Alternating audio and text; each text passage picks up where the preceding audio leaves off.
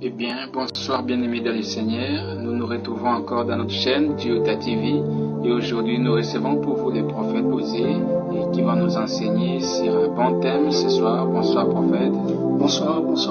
Aujourd'hui nous espérons avec vous que nous allons entendre pourquoi Dieu ne descend pas sur Madian. Très béni. Je pensais que Dieu descend là où les gens pleurent, là où les gens s'y lamentent. Mais la plupart des fois, pendant que j'avance avec Dieu, je comprends que Dieu ne descend pas là. Alors, je vais dire à quelqu'un, je suis désolé de te décevoir. Dieu ne descend pas là où les gens pleurent, là où les gens s'y lamentent. Simplement, on doit comprendre que ce ne sont pas nos prières qui feront à ce que Dieu puisse descendre. Même si on se lamente comment, ce n'est pas ça qui fera que Dieu puisse descendre et répondre. C'est pourquoi je dis je suis dessus de te dire ça. Mais ce soir nous saurons pourquoi Dieu descend à Madian.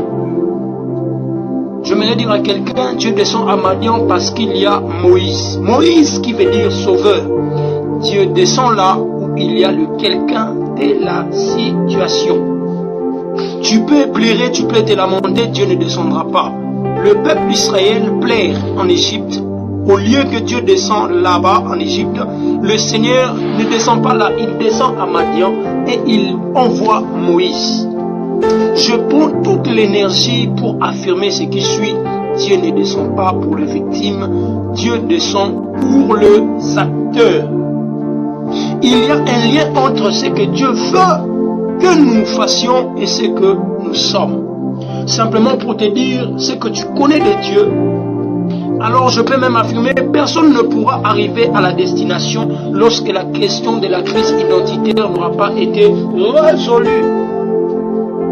La vision de Moïse, celle de voir que le feu ne pouvait brûler la buisson, était une réponse à la question d'identité, semblable à celui de ces trois guerriers que je cite, Shadrach, Meshach et Abednego. Si tu connais qui tu es, aucun combat, aucun complot contre toi laissera l'ennemi s'en sortir. Alors je me demander à Dieu qu'il puisse aider son peuple à répondre à cette question de la crise identité.